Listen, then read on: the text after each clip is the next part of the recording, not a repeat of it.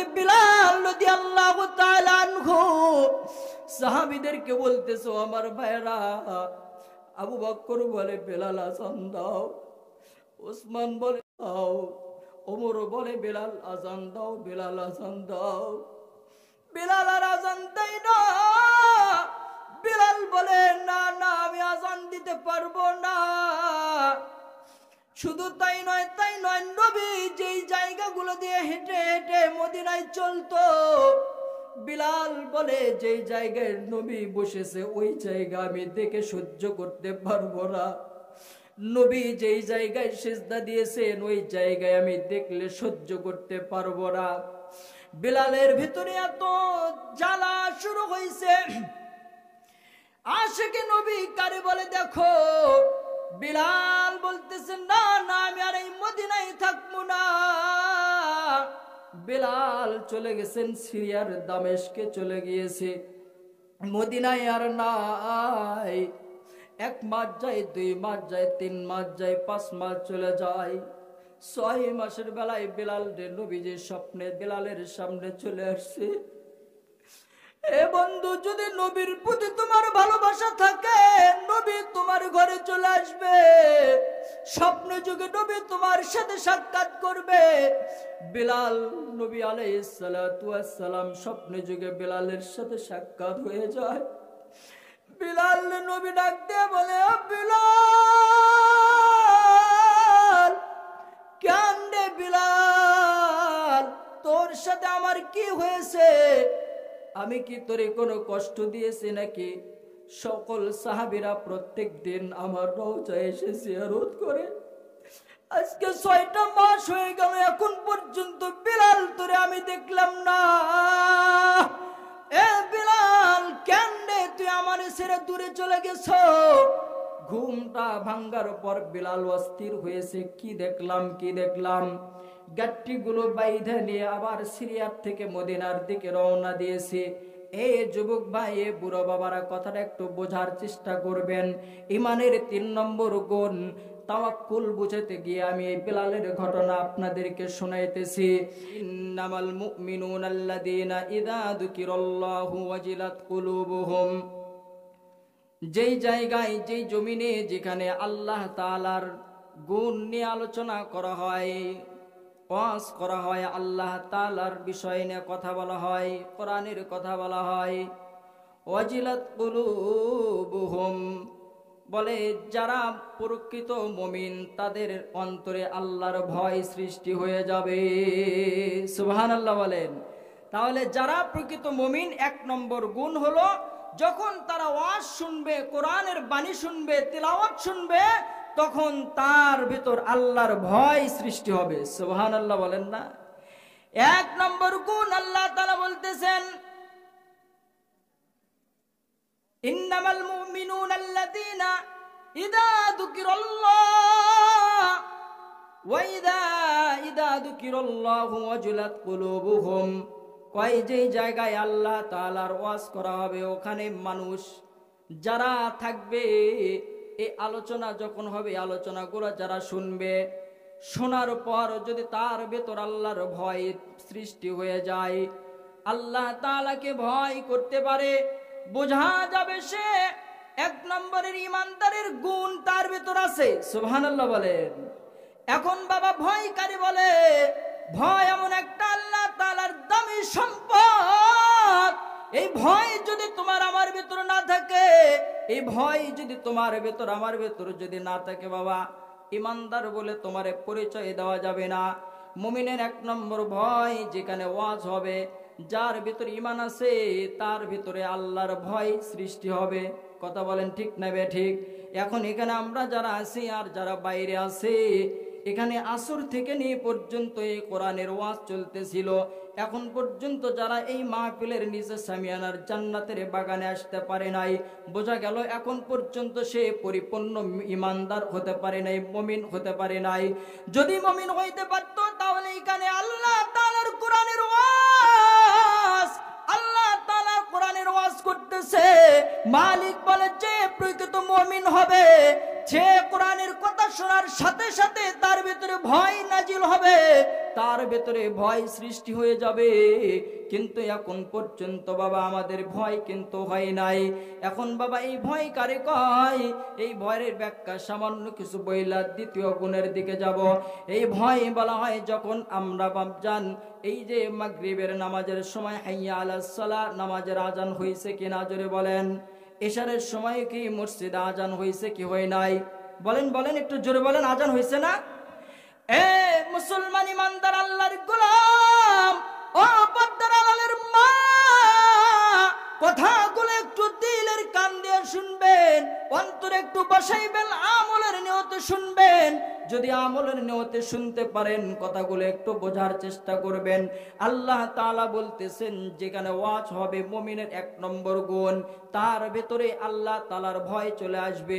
মালিক ইশারের সময় ডাক দিয়েছেন হাইয়া আলাস সালাহ হাইয়া আলাল ফালাহ।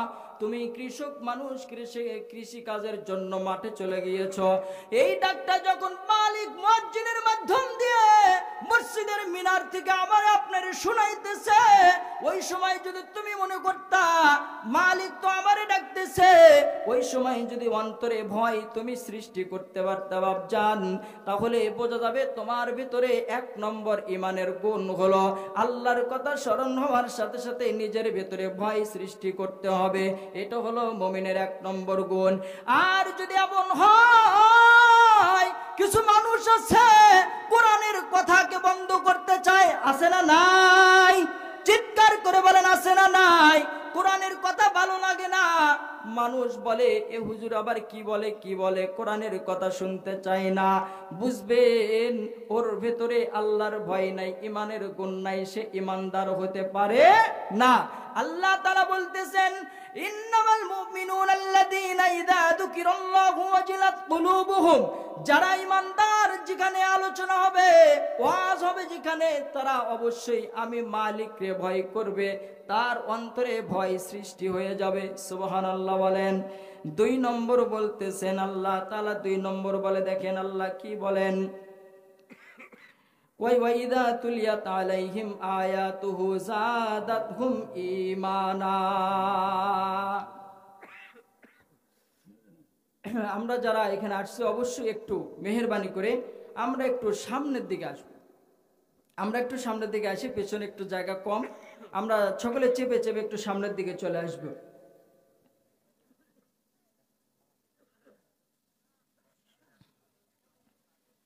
সবাই একটু সামনের দিকে চলে আসি।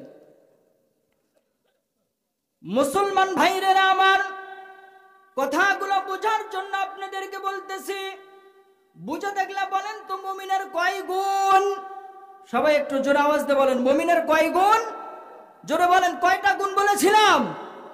5টা গুণ। 1 নম্বর কথা হলো যে যেখানে আল্লাহ তাআলার কথা হবে ওয়াজ হবে, মুমিন তখন ঘরে বসে থাকতে পারে না, মুমিন সময়কে নষ্ট করতে পারে না, আল্লাহর ভয় তার ভেতর সৃষ্টি হয়ে যাবে। সুবহানাল্লাহ বলেন। 2 নম্বর গুণ ওয়াইদা তুলিয়াত আলাইহিম আয়াতুহু যাদাতহুম ঈমানা।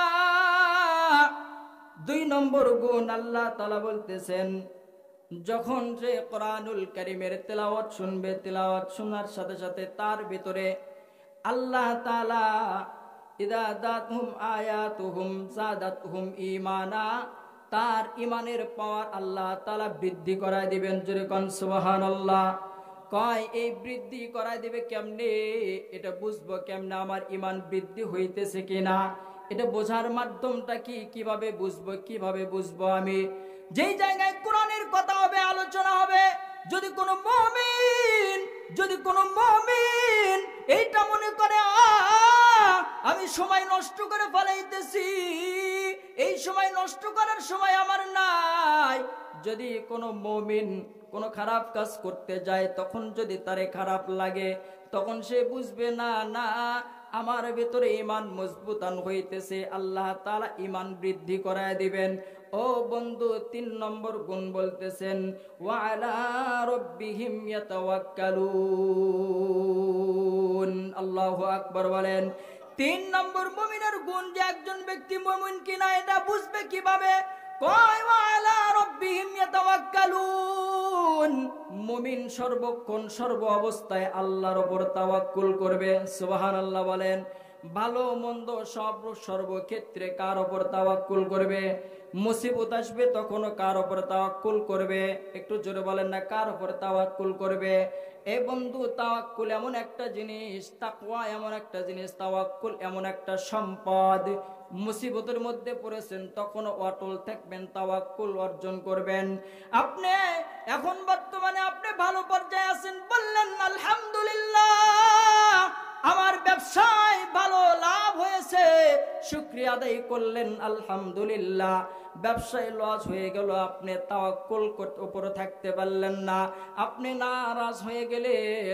ওই সময় যদি আপনি বলতে পারেন আলহামদুলিল্লাহ, এই ব্যবসাও আমারে লস করাইছে, এর জন্য আমি আলহামদুলিল্লাহ, ভালো বলেছি এর জন্য আলহামদুলিল্লাহ।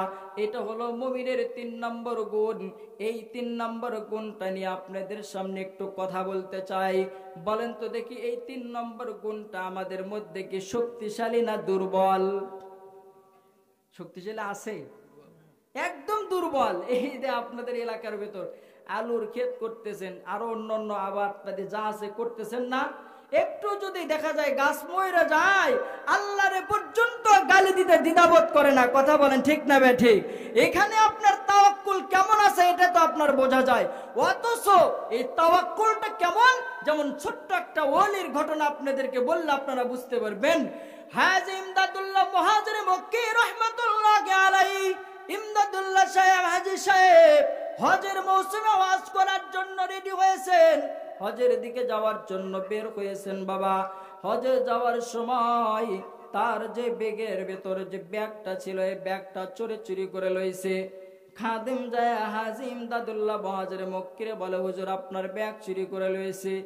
হাজী ইমদাদুল্লাহ মুহাজির মক্কি বলে আলহামদুলিল্লাহ। কিছুক্ষণ পরে আবার ওই ব্যাগটা খুঁজে পেয়েছে। আবার খাদেম হাজী ইমদাদুল্লাহ মুহাজির মক্কির কাছে যা বলে, হুজুর আপনার ব্যাগ পাওয়া গিয়েছে। আবার বলে আলহামদুলিল্লাহ।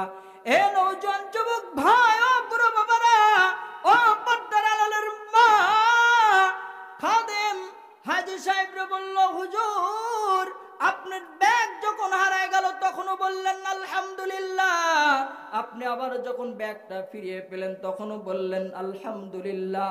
হাজী ইমদাদুল্লাহ মুহাজির মক্কি খাদেম রে বলে, এ আমার খাদেম রে, আল্লাহ তাআলা যখন আমার সম্পদটা আমার থেকে ছিনিয়ে নিয়েছে তখনও বলেছে আমি আলহামদুলিল্লাহ, আবার যখন আমাকে আল্লাহ তাআলা ফিরিয়েছেন তখনও বলেছি আলহামদুলিল্লাহ।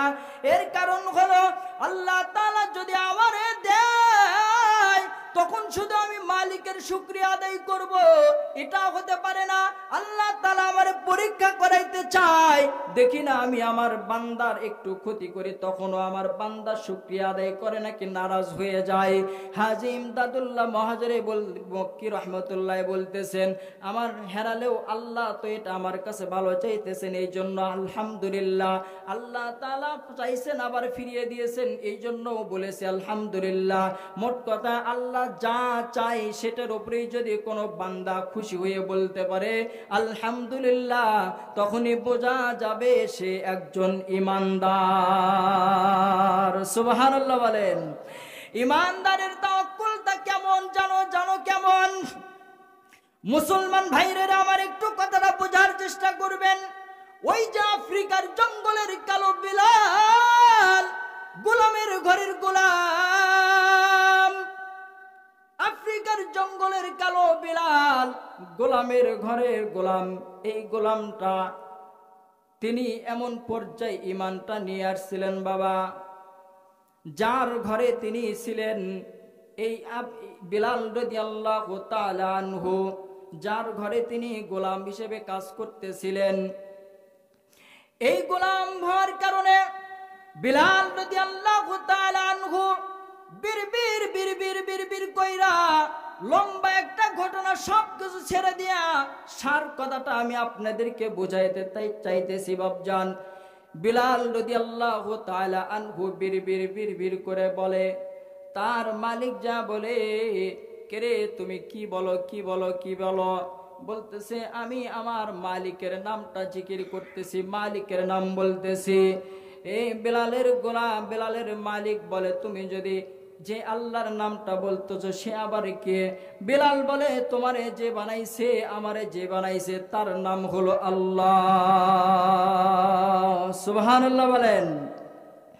মুসলমান ভাইরা আমার, বেলালের মালিক বলতেছেন, বেলালের মুনিব বলতেছে যেই নামটা তুমি জপতেছো এই নাম যদি আর একবার দ্বিতীয়বার তুমি বলতে থাকো তাহলে তোমারে শাস্তি দেওয়া হবে, তোমারে কষ্ট দেওয়া হবে। বেলাল আল্লাহর কাছে বলো, গো মালিক তুমি কেমন যেন আমার মুনিব রে তুমি তোমার দিকে ফিরে দাও, দেখো না তোমার নাম জপতেছে সে আমারে বাধা দেয়। যে ইমানদার ইমানদারদেরকে বাধা দিলে ইমানের আগুন আরো জ্বলে ওঠে। কথা বলেন ঠিক না বে ঠিক? বেলাল রে যত বাধা দেয় বেলালের জবান থেকে তত আহাত আহাত আহাত শব্দটা আরো বেশি হয়ে যায়। সুবহানাল্লাহ বলেন। যত বাধা দেয় বেলাল আরো বেশি কইরা মালিকের নামটা জপতে থাকে। বেলালকে যখন বাধা দেওয়া হয় বেলাল শুনে না, বেলালের জন্য শাস্তির ব্যবস্থা করে দিল। ঘোড়ার পেছনে তার হাত পা বেঁধে দিয়ে তাকে টানা হেঁচড়া করলো। এরপরও বিলাল আহাত আহাত শব্দটা ছাড়ে না। সুবহানাল্লাহ বলেন না? এরপরও আহাত আহাত শব্দটা ছাড়ে না বাবা। এই জন্য মুমিনের যে গুণটা বলতেছিলাম, 3 নম্বর গুণ বলতেছিলাম হলো তাওয়াক্কুল। এই তাওয়াক্কুলটা বেলালের কত দেখেন কত বেশি, তাকে এত মারধর করতেছে, এরপরও মুমিনের যে তাওয়াক্কুলের গুণ বিলাল কখনো হারায় না, বিলাল ফিরে আসে না। বিলালকে এত শাস্তি দেওয়া হইতেছে, উত্তপ্ত কয়লার উপরেও বিলালকে শোয়ানো হয়েছে। পিঠের থেকে বেলালের রক্তগুলো বের হয়ে ওই উত্তপ্ত আগুন কয়লার মধ্যে পসপস করে গলতেছে, শব্দগুলো হইতেছে। এরপরও বেলাল 1 সেকেন্ডের জন্য আল্লাহর নামটা সে বলা থেকে বিরত রাখে নাই। সুবহানাল্লাহ বলেন। এটা হলো তাকওয়া। আর এই তাকওয়ার উপর যদি কেউ অটল থাকতে পারে, এই 3 নম্বর গুণ, এই গুণের উপর যদি কেউ একদম অটল থাকতে পারে, এই 3 নম্বর গুণের উপর যদি সে অটল থেকে চলতে পারে, আল্লাহ তাআলা তাকে পুরস্কৃত করবেন বাবা। যেমন বিলাল রাদিয়াল্লাহু তাআলা আনহুর এরকম আঘাত যখন দিতেছিল, ওই দিক দিয়ে আবু বকর সিদ্দিক রাদিয়াল্লাহু তাআলা আনহু যাইতেছিল। যাওয়ার পর তার মুনিবরে বলল, ও ভাই তুমি বিলাল রে ছেড়ে দাও, বিলাল রে আঘাত কইরো না, বিলাল রে আঘাত কইরো না। প্রয়োজন পড়লে আমার ঘরে একজন গোলাম আছে, তুমি তার গোলামের আর ওই মুসলমান বিলালকে তুমি আমারে দিয়ে দাও, আর আমার ঘরে তোমাদের ধর্মের একজন লোক আছে তুমি তার নিয়ে নাও। তাও যদি না হয় আমি বিলাল রে ক্রয় করতে চাই, তুমি বিলাল রে আমারে দিয়ে দাও। আবু বকর সিদ্দিক রাদিয়াল্লাহু তাআলা আনহু চলে গেলেন মদিনায়। নবী আলাইহিস সালাতু ওয়াস সালাম এই কথাটা শুনতে পেরেছে। শুনতে পাওয়ার পর নবী বিলাল রে বলে, নবী আলাইহিস সালাম সিদ্দিক আকবর হযরত আবু বকর সিদ্দিক রাদিয়াল্লাহু তাআলা আনহু রে বলতেছেন, ওগো আবু বকর তুমি যে বিলাল রে কুরাই করতে যাইতেছো, বিলালকে বিলালের পক্ষ থেকে বিলালকে কুরাই করার জন্য আমি নবীর কাছ থেকেও কিছু অর্থ লইও। কারণ নবী বলতেছেন, জানো জানো আবু বকর, আমি ওই যে মিরাজে যখন গিয়েছিলাম, মিরাজে যা দেখি জান্নাতের মধ্যে বিলাল হাঁটতেছেন। সুবহানাল্লাহ বলেন। তুমি কি এই বিলাল দেখছো না? এই বিলাল কালো হইতে পারে, বিলাল কালো হইতে পারে, কিন্তু তার ভিতরে ঈমানের নূর দিয়ে ভরা। সুবহানাল্লাহ বলেন। বিলাল তখনও কিন্তু এত নির্যাতন করতেছে, এরপরও বিলাল অটল থেকে ফিরে আসে নাই। তাওয়াক্কুল ছিল, আমার মালিক আমারে খাওয়ায়, আমার মালিক আমারে বানাইছে, আমি ওই মালিকের নাম ছাড়া দ্বিতীয় আর কারো নাম নিতে চাই না। সুবহানাল্লাহ বলেন। তার কত মর্যাদা বেড়েছে। বিলাল এই অটলতার কারণে, তাওয়াক্কুলের উপর নির্ভরশীল হওয়ার কারণে আল্লাহ তাআলা তাকে জান্নাতের ভেতরে ঘুরাইতেছেন। সুবহানাল্লাহ বলেন। জান্নাতের মধ্যে আল্লাহ তাআলা ঘুরাইতেছেন। বাবা, এই বিলাল নবীর প্রতি ঈমান এনেছে এমন ভাবে। দেখেন, ঈমান যে আলোচনাটা আপনি করতেছিলাম, ঈমান অনেক বড় দামি জিনিস। আমি বাকি সামনের দিকে যাব, ঈমানটা একটু বলতে চাই। আর একটা জায়গায় হাদিস যেটা তেলাওয়াত করেছি, লা ইউমিনু আহাদুকুম হাত্তা আকুনা হাব্বা ইলাইহি মিন ওয়ালিদিহি ওয়া ওয়ালাদিহি ওয়ান নাসি আজমাইন। নবী আলাইহিস সালাতু ওয়াস সালাম হাদিসের মধ্যে বলেন, লা ইউমিনু আহাদুকুম হাত্তা আকুনা হাব্বা ইলাইহি, ততক্ষণ পর্যন্ত তুমি ইমানদার হতে পারবে না, হাত্তা আকুনা ইলাইহি মিন ওয়ালিদিহি ওয়া ওয়ালাদিহি ওয়ান নাসি আজমাইন, যতক্ষণ পর্যন্ত তোমার মাল সম্পদ নিজের সন্তান যা কিছু আছে সবকিছুর চাইতে আমি নবীরে মহাব্বত না করতে পারো, ততক্ষণ পর্যন্ত তুমি পরিপূর্ণ ইমানদার হতে পারবে না। সুবহানাল্লাহ বলেন। ইমানের পরীক্ষা দিতেছেন বিলাল। তাকওয়া, বিলাল কেমন অটল অবস্থায় আছে। ও মুসলমান ইমানদার আল্লাহর গোলাম, পর্দার আড়ালের মা, কথাগুলো বুঝার জন্য বলতেছি। বুঝে যদি আমল করার মতো নিয়ত করে কথাগুলো শুনতে পারেন, হতে পারে আল্লাহ তাআলা এর ভিতর নূর দান করে দিবেন। সুবহানাল্লাহ বলেন। দেখেন বিলালের যে ঈমান ছাড়তেছেন আল্লাহর প্রতি কেমন তাওয়াক্কুল। এরপরে আবার নবী আলাইহিস সালাতু ওয়াস সালাম যখন বিজয় অর্জন করলেন, মক্কা বিজয় হইল, আমি একদম শুধুমাত্র টাচ দিয়ে দিয়ে আপনাদের সামনে যাইতেছি।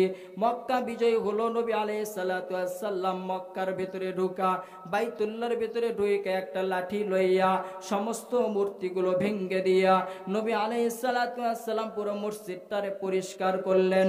এখন এই মসজিদে আজান দিবে কে? আজান দিবে কে? আজান দিবে কে? কেউ বলে আবু বকর আজান দিবে, কেউ বলে হযরত ওমর আজান দিবে, কেউ বলে হযরত আলী আজান দিবে, কেউ বলে হযরত উসমান আজান দিবে। না না, কেউ আজান দিবে না, কেউ আজান দিবে না। আসমান থেকে ফয়সালা হয়ে যায়, আজকের এই বাইতুল্লাহর উদ্বোধনে আজান দিবেন হযরতে বিলাল রাদিয়াল্লাহু তাআলা আনহু। জোরে বলেন আল্লাহু আকবার। আরো জোরে বলেন আল্লাহু আকবার। মুসলমান ভাইরা, আমার কথাগুলো একটু বোঝার চেষ্টা করবেন। আরো সংক্ষিপ্ত আকারে করে দেই, আরো সংক্ষেপ করতেছি। বিলাল আজান দিবে, বিলালের আজানেতে আল্লাহর নবী সাল্লাল্লাহু আলাইহি সাল্লাম ইমামতির মুসল্লায় দাঁড়ায় গেলেন। নামাজ চলতেছে, এরকম চলতেছে চলতেছে চলতেছে। দেখেন বিলাল কি পরিমাণ নবীরে মহব্বত করত। আশিকে নবী কারে বলা হয়? যেই দিন নবী আলাইহিস সালাতু ওয়াস সালাম দুনিয়া থেকে বিদায় নিয়ে চলে গেছেন, ওই দিন হযরতে বিলাল রাদিয়াল্লাহু তাআলা আনহু বেহুশ হয়ে পড়ে গেছেন। বিলাল বেহুশ, আজানের সময় হয়েছে। সাহাবীরা বলতেছে, ওগো বিলাল আজান দাও না, আজান দাও। বিলাল কেঁদে কেঁদে বলতেছে, আশহাদু আন্না মুহাম্মাদুর রাসূলুল্লাহ, হাইয়া আলাস সালাহ, হাইয়া আলাল ফালাহ, হাইয়া আলাস সালাহ। যখন আমি বলেছি, আমার আজান শেষে আমার নবী নামাজে দাঁড়াইছে। ও আমার সাহাবীরা, ও আমার ভাইয়েরা, ও আমার বন্ধুরা, আমি এতদিন আজান দিয়েছি, আমার আজানের পরে নবী মুহাম্মদুর রাসূলুল্লাহ সাল্লাল্লাহু আলাইহি সাল্লাম আমার আজানের পরে না যায় নামাজে দাঁড়াইছেন। আবার আজানের পরে আমার নবী ইমামতি শুরু হয়েছে। আমি কার জন্য আজান দেব? আমি আর আজান দিতে পারবো না, আজান দিতে পারবো না। হে যুবক ভাইরা, জন বুড়া বাবারা, পর্দার আড়ালের মা, নবীর প্রেম কত বড় দেখেন, নবীর ভালোবাসা কারে কয়। হযরতে বিলাল রাদিয়াল্লাহু তাআলা আনহু সাহাবীদেরকে বলতেছে, আমার ভাইরা, আবু বকর বলে বিলাল আজান দাও, ওসমান বলে দাও, ওমর বলে বেলাল আজান দাও, বেলাল আজান দাও। বেলাল আর আজান দেয় না। বেলাল বলে না না, আমি আজান দিতে পারবো না। শুধু তাই নয়, নবী যেই জায়গাগুলো দিয়ে হেঁটে হেঁটে মদিনায় চলতো, বিলাল বলে যেই জায়গায় নবী বসেছে ওই জায়গা আমি দেখে সহ্য করতে পারবো না। নবী যেই জায়গায় সিজদা দিয়েছেন ওই জায়গায় আমি দেখলে সহ্য করতে পারবো না। বিলালের ভিতরে এত জ্বালা শুরু হয়েছে। আশিকে নবী কারে বলে দেখো। বিলাল বলতেছে না না, আমি আর এই মদিনায় থাকবো না। বিলাল চলে গেছেন সিরিয়ার দামেস্কে চলে গিয়েছে, মদিনায় আর নাই। 1 মাস যায়, 2 মাস যায়, 3 মাস যায়, 5 মাস চলে যায়। 6 মাসের বেলায় বিলাল রে নবীজির স্বপ্নে বিলালের সামনে চলে আসছে। এ বন্ধু, যদি নবীর প্রতি তোমার ভালোবাসা থাকে, নবী তোমার ঘরে চলে আসবে, স্বপ্নে যুগে নবী তোমার সাথে সাক্ষাৎ করবে। বিলাল নবী আলাইহিস সালাতু ওয়াস সালাম স্বপ্নে যুগে বিলালের সাথে সাক্ষাৎ হয়ে যায়। বিলাল নবী ডাক দিয়ে বলে, ও বিলাল, কেন রে বিলাল, তোর সাথে আমার কি হয়েছে? আমি কি তোরে কোনো কষ্ট দিয়েছি নাকি? সকল সাহাবীরা প্রত্যেক দিন আমার রওজায় এসে জিয়ারত করে। আজকে 6টা মাস হয়ে গেল, এখন পর্যন্ত বিলাল তোরে আমি দেখলাম না। এ বিলাল, কেন রে তুই আমার ছেড়ে দূরে চলে গেছ? ঘুমটা ভাঙ্গার পর বিলাল অস্থির হয়েছে। কি দেখলাম, কি দেখলাম? গাট্টিগুলো বাইধা নিয়ে আবার সিরিয়ার থেকে মদিনার দিকে রওনা দিয়েছে। এই যুবক ভাই, এ বুড়ো বাবারা, কথাটা একটু বোঝার চেষ্টা করবেন। ইমানের 3 নম্বর গুণ তাওয়াক্কুল বুঝাতে গিয়ে আমি এই বিলালের ঘটনা আপনাদেরকে শোনাইতেছি। মুসলমান ভাইরে না আমার, বিলাল আবার ওই সিরিয়া থেকে তার সকল গাট্টিগুলো নিয়ে রওনা করেছে মদিনার পথে। হাঁটতে হাঁটতে হাঁটতে মদিনার পথে চলে আসছে। বিলাল রাদিয়াল্লাহু তাআলা আনহু যখন মদিনায় চলে আসছেন, নবী আলাইহিস সালাতু ওয়াস সালামের রওজার পাশে গিয়ে বিলাল কান্না করতেছে। কই গো নবী, কই? আপনি তো আবার স্বপ্নে দেখা দিলেন, আমি তো মনে করেছি আপনি মদিনায় কবর থেকে আবার উঠেছেন। আল্লাহু আকবার! আর চিল্লায় বলেন আল্লাহু আকবার! বিলাল বলতেছে, ও গো নবী, আপনি কই? রওজার পাশে বৈশা শুয়ে বিলাল কান্না করতেছেন। একবার বেহুশ হয়ে যায়, আবার হুশ ফিরে আসে। সাহাবারা অনেকে খুশি হয়েছে, আরে আমার নবীর মুয়াজ্জিন বিলাল চলে আসছে, বিলাল হয়তো আজকে আজান দিবে, আজকে আজান দিবে। হযরত আবু বকর বিলাল আজানের সময় বলে, বিলাল একটু আজান দিয়ে দাও। ওমর এসে বলে, ও গো নবীর মুয়াজ্জিন, তুমি একটু আজান দাও না। বিলাল বলে, না না, আমি কার জন্য আজান দেব, কার জন্য আজান দেব? আমার আজান দিলে যেই আমার নবী নামাজের মুসল্লায় দাঁড়াইতো, তিনি তো আমার আজানের পর দাঁড়াবে না, আমি আজান দিতে পারবো না। আমি আবার সিরিয়ায় চলে যাব, আমি আজান দিতে পারবো না। মুসলমান ভাইরা, আমার কথাগুলো একটু বুঝবেন। বিলাল সবাই অনুরোধ করে, কিন্তু বিলাল আজান দিতে রাজি হয় না। সাহাবীরা বলতেছেন, না, হযরত হাসান আর হুসাইনকে ডাক দাও। কারণ হাসান আর হুসাইনের চেহারাটি ছিল নবীজির চেহারার মতো দেখতে। হাসান এবং হুসাইনের চেহারা ছিল নবীজির চেহারার মতো। হাসান আর হুসাইন রে ডাক দেওয়া হইল। হাসান হুসাইন দৌড় দিয়ে চলে আসছে। হাসান আর হুসাইন দৌড় দিয়ে চলে আইসা বিলাল রে জড়ায় ধরেছে। বিলাল রে বলতেছে, ও গো আমার নানার মুয়াজ্জিন, ও গো নানার মুয়াজ্জিন, আজকে একটু মসজিদে নববীতে আপনি আজান দেন। ও নানার মুয়াজ্জিন, কতদিন হয়ে গেল আজান শুনি না। নানার মুয়াজ্জিনের কতদিন হয়ে গেল আজান শুনি না। নবীজির নাতির চেহারা নবীজির মতো, এই জন্য হযরতে বিলাল এই চেহারার সাথে নবীজির মিল, এতটুকু দেইকা তার ভিতর মায়া মহাব্বত ঢুকে পড়েছে। হাসান আর হোসাইনের অনুরোধে বিলাল আজান দেওয়ার জন্য রেডি হয়েছেন, রাজি হয়ে গিয়েছে। বিলাল আজান দিতেছেন, আল্লাহু আকবার, আল্লাহু আকবার, আশহাদু আল্লা ইলাহা ইল্লাল্লাহ, আশহাদু আল্লা ইলাহা ইল্লাল্লাহ। বিলাল যখন বলেছে আশহাদু আন্না মুহাম্মাদুর রাসূলুল্লাহ, বিলাল এই শব্দটা তার জবান থেকে বের হয় নাই। বিলাল ওই জায়গায় বেহুশ হয়ে পড়ে গিয়েছে। আশহাদু আন্না মুহাম্মাদুর রাসূলুল্লাহ বলার শক্তি হই নাই। এ যুবক, তুমি আমি কত তামাশা করতেছি, নবীকে নিয়ে মানুষ গালিগালাজ করে, কটূক্তি করতেছে। দেখো সাহাবী বিলাল, কালো বিলাল, গোলামের ঘরের গোলাম, কালো হাবশী গোলাম, আজানের ভিতর নবীর নামটা সহ্য করতে পারতেছে না। বিলাল আর আজান শেষ করতে পারে নাই। ও যুবক ভাই, পুরো বাবারা, পর্দার আড়ালের মা, একটু নিজেকে বোঝার চেষ্টা করেন, বুঝানোর চেষ্টা করেন। বিলাল হাইয়া আলাস সালাহ পর্যন্ত যাইতে পারে নাই। মুহাম্মাদুর রাসূলুল্লাহ এ পর্যন্ত বলার সাথে সাথে বিলাল বেহুশ হইছে। এই কথাটা আপনাদেরকে এই জন্য বোঝাইলাম, এই জন্য বললাম। বন্ধু, এখন পর্যন্ত যদি বুঝা থাকলে বলেন, বিলাল যে এত দূর পর্যন্ত চলে গেছে অটল থাকার কারণে। কথা বলেন ঠিক না ঠিক? ইমানের গুণ যেটা বলেছিলাম, 3 নম্বর গুণ, মুমিন যখন এমন গুণ হবে যে অটল থাকবে, তাওয়াক্কুল করবে, আল্লাহর প্রতি তাওয়াক্কুল, ভালো হইলেও তাওয়াক্কুল করবে, খারাপ হইলেও তাওয়াক্কুল করবে। কার উপর? জোরে বলেন, কার উপর তাওয়াক্কুল করবে?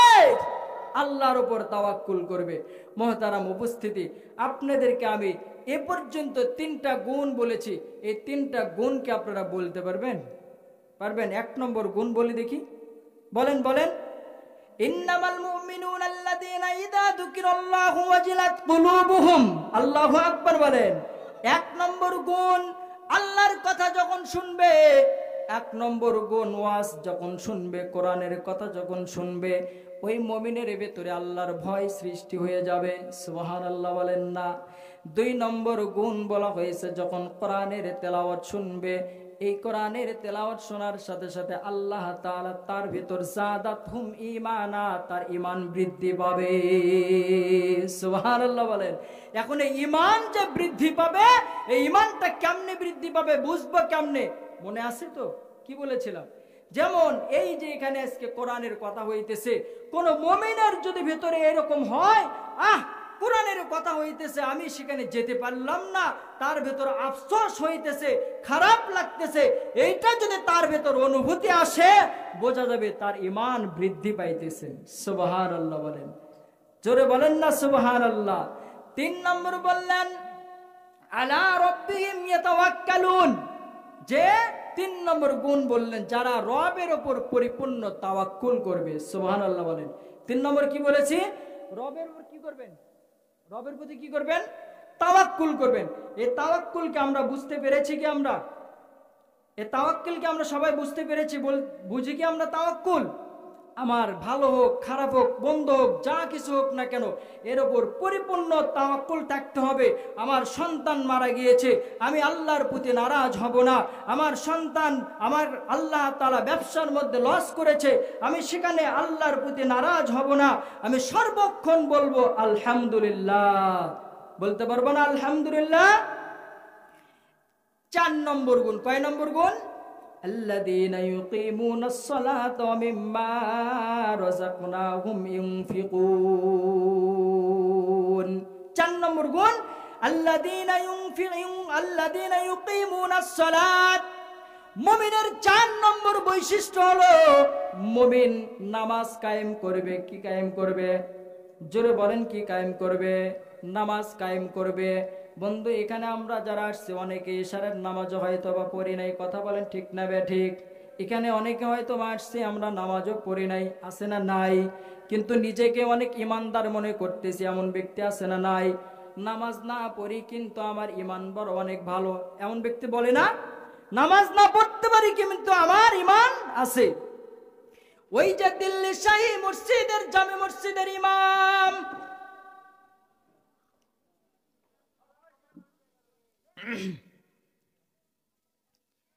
মুসলমান ভাইরা আমার, দিল্লির শাহী মসজিদের ইমাম 5 ওয়াক্ত নামাজের ইমামতি করেন। এই দিল্লির শাহী মসজিদের যে ইমামতি করতেছিলেন, এই মসজিদের পূর্ব কর্নারে একটা দোকান আছে, মুদিখানার দোকান। আপনি যে বলেন না নামাজ না পড়তে পারি কিন্তু আমার ঈমান ঠিক আছে, এটা বোঝানোর জন্য আপনাকে এটা বলতেছি। দিল্লির শাহী মসজিদের খতিবের কাছে এই যে মুদিখানার দোকানওয়ালা প্রত্যেকটা দিন 5 ওয়াক্ত নামাজের সময় এই দিল্লির শাহী মসজিদের ইমাম রে বলে, হুজুর আমার জন্য একটু দোয়া করবেন, আমার জন্য একটু দোয়া করবেন। দিল্লির শাহী মসজিদের ইমাম সাহেব বলে, আল্লাহ তুঝে ইনসান বানায়া। প্রত্যেকটা দিন যখনই দোয়া চায় তখনই বলে আল্লাহ তুঝে ইনসান বানায়া।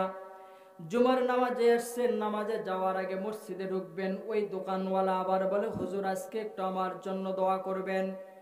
ইমাম সাহেব বলে, আল্লাহ তুঝে ইনসান বানায়া। এরকম ভাবে বারবার যখন আল্লাহ তুঝে ইনসান বানায়া কথাটা বলতে থাকে, ওই বেচারা একদিন খেপে গিয়েছেন।